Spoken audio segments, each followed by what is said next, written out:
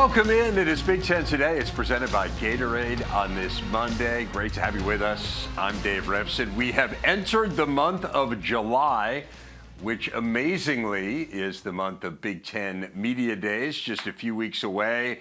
And the very end of the month will be the beginning of our Big Ten football preseason tour. Plenty of to come on that in the days and the weeks to come.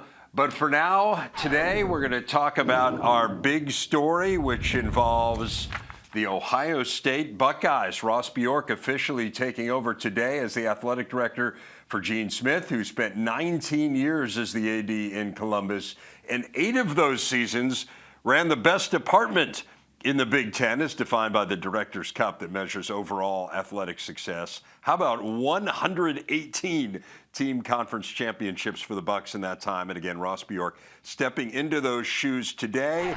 And among his first official duties is joining us as our big interview. Presumably the job will get more exciting in the days and weeks to come. But Ross, we really appreciate you taking the time out to do this. Let's talk first about the transition. I say it's your first day on the job as the athletic director, but you've been in Columbus now for several months, working in lockstep with Gene, getting to know the place, getting to know the department. What are some of the biggest things that you gleaned from him in that time? Yeah, first of all, thank you, Dave, for having me on. And, July 1st, I think, is always kind of the start of sort of the new year, if you will, in college athletics. I always say Happy New Year this time of year. So it's great to be on my first day on the job, to be on the Big Ten Network and all the things that you guys do to provide. And, I got on the ground in Columbus on March the 2nd, and I was really able to be a curious observer. And Gene and I would laugh, and we would say, you know what, you're only dumb one time, meaning you're only the new guy one time. And so to be able to learn, observe, ask a lot of questions without all the pressure of running the day-to-day operations was really a great way to transition. Obviously, no one will replace Gene Smith. Nobody. You can't do that. The accolades that you just rattled off there, no one can really duplicate that. And so my job will be to leave it better than we found it and to be the best version of myself. And really the last 4 months has allowed me to understand the culture and the people. And I think that'll make me better equipped as I do start here on July the 1st. So I've learned a ton. It's been exciting. To overlap with Gene is truly a gift and a blessing, and we're just going to be humbled and confident as well as we go into this new era of Ohio State athletics and college athletics in general. So as you've gotten the lay of the land there here over the last 4 months, what do you see as the biggest immediate challenges now as you take over this job? Well, July 1st is a big day in college athletics, right? A lot of conference realignment transitions happen. Today, some happen the 1st of August. So really the biggest challenges right now are creating the new opportunities that lie ahead with revenue sharing, with the remodel of the financial equation between the athlete and the institution. All of that has to change. At a place like Ohio State, we have 36 sports. How do we manage that? How do we fund it? How do we remain competitive? Those are all the questions that we have to ask ourselves going into this new era is, what is the right model? How do we have the same experience for our student athletes that they've had before, even though their financial equation may look different? Those are all the things that we have to put on the table. And so adapting to the changes, adapting to the new landscape, adapting to the new era of college athletics. Ohio State has been a leader, and we have to continue to be a leader in that conversation. And so those are all the things that I'm looking forward to really sinking my teeth into now that today has come officially. I want to unpack some of those things that you said because there is so much there, and I'm fully cognizant of the fact that you're not going to have all the answers here on day one. But let's talk a little bit about the revenue sharing. You brought that up. People are probably familiar with the House case and the 22% of the revenues that now up to that amount can be shared with student athletes. Again, there is no mandate that any of it is shared, but you've made it pretty clear that Ohio State is going to share up to that 22% level. How much thought have you given in terms of how those disbursements are going to be allocated? Yeah, I think those of us that have been around this long enough understood that this day was coming at some point in time. The House case has been on the radar for the last 3 or 4 years. Settlement talks started last summer. When I was in the SEC, we were starting to really articulate some of these things as well. And now that we do have settlement, we are still waiting on the long form contract. So there are details yet to be determined. But Ohio State will participate at a full amount. We will share as much of the revenue that's allowed under this new settlement. And so we're gearing up for that. The details of that still have to be worked out. And so what does Title IX look like? Is it proportionality? Do you share 50% with female athletes and 50% with male athletes? Those things still have to be worked out. How that's dispersed then from there, how many teams are on the women's side, how many teams are on the men's side.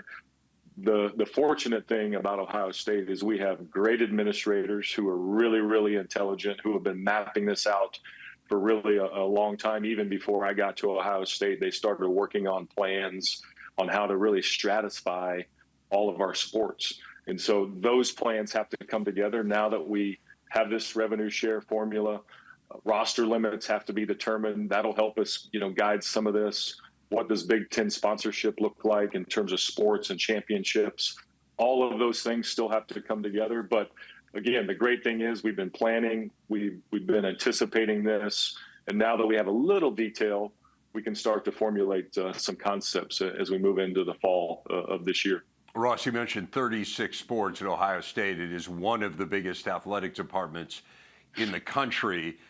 Clearly, some of that 22% revenue that is going to be shared is money that was used to operate some sports which otherwise might not make money on their own. And so I think one of the balancing act questions, and one of the things I've talked to some athletic directors about in the past couple months here, is how tenable is your model going forward? So I will ask you, and again, I understand it might be light on specifics, but absolutely, can Ohio State continue to support all 36 of those sports in exactly the way that it has in the past?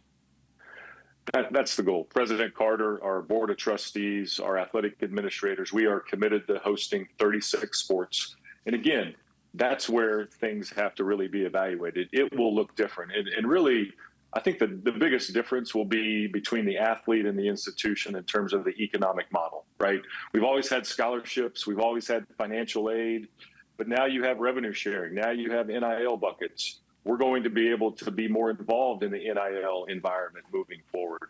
So what does all of that look like? And so do some sports become walk-on sports where we still have the sport, we still have coaches, we still have all the resources to provide that experience? But you know what? That athlete wants to come to Ohio State and be a Buckeye and compete in that sport. And they may have to pay their own tuition. Right? Those are the kind of things that we really have to map out in terms of what does each sport look like. Again, committed to 36 sports, we will have the ability, based on roster sizes, to fund those sports how we see fit. So you may have a women's soccer roster that now has all full rides. Right now, they're an equivalency sport. So those could be positives for some sports. And then as we look at other sports, the equation will be different. And how that gets mapped out is still to be determined. But we have the resources. We have the fan base. We're the biggest brand in college sports. We have the most fans of any athletic department in all of college athletics. We'll be on the right side of the equation, whatever that equation is. And we're ready to really start mapping that out and getting to some final details moving into the summer and fall. An enviable position, no doubt, for Ohio State. You're in an enviable position in the highest profile sport as well. Ryan Day had an incredible offseason. I know a lot of that had to do with some of the things that you're talking about, particularly in terms of NIL and the availability of funds to help build the roster. What have your discussions been with Coach Day here about the expectations for the program here in the immediate term and this year and then moving forward? Well, I've been reading a book, Ohio State Athletics, 1879 to 1959, and it was written in 1959. And it's amazing that a lot of these same conversations about being competitive in football, about the funding model, about academics and athletics sort of coexisting, this conversation has been going on a long time. And so just like college athletics is evolving and that conversation exists, the conversation around high expectations in Ohio State football remains the same. This is what we signed up for. Coach Day knows that. I know that. That's what's exciting is every year Ohio State is expected to contend. And that's not going away. And so when you sign up for that, you embrace that. So my conversations with Coach Day have been, hey, what are the resources do we need moving forward? What is this new sort of economic reality going to look like?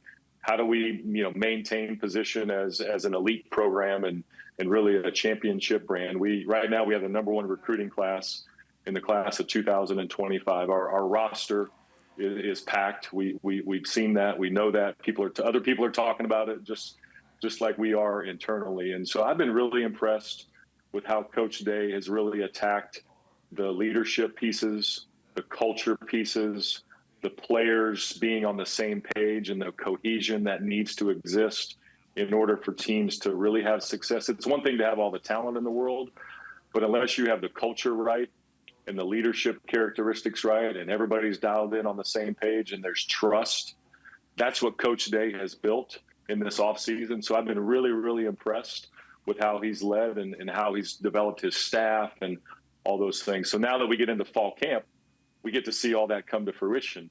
And so it's exciting around Columbus to see this team. And so those are the things that I've really been impressed with Coach Day and how he's led this program since I've been on the ground since March 2nd. Oh, Ross, I know you were in charge of a couple other programs prior to this, specifically Ole Miss and Texas A&M. I just want to be clear on the Ole Miss portion of that. Have you eliminated any of the extraneous blue that might be remaining in your wardrobe from that time in Oxford? Is that all gone? Yes. I was in a wardrobe transition and I was speaking to a group of athletes, like my third day on the job. And I had sort of a dark, navy sport coat with kind of some red sort of threading through it. And I got called out by one of the members of our golf team. And he said, "Mr. Bjork, you can't wear any navy from here on out." And I said, I know. I'm still in a wardrobe transition. So yes, it is faded out slowly, a lot more scarlet and gray than ever before. That's for sure. That's good to hear. It'll go over big in Columbus, and as That's you right. already gleaned, the blue portion of your wardrobe would not have gone over big. All right, Ross Bjork, enjoy this holiday week. Congratulations on the new gig, though I realize obviously it's been a long time in the making, and we look forward to working with you here in the weeks and years to come. Absolutely. Thanks a lot, Dave. Appreciate you having me on.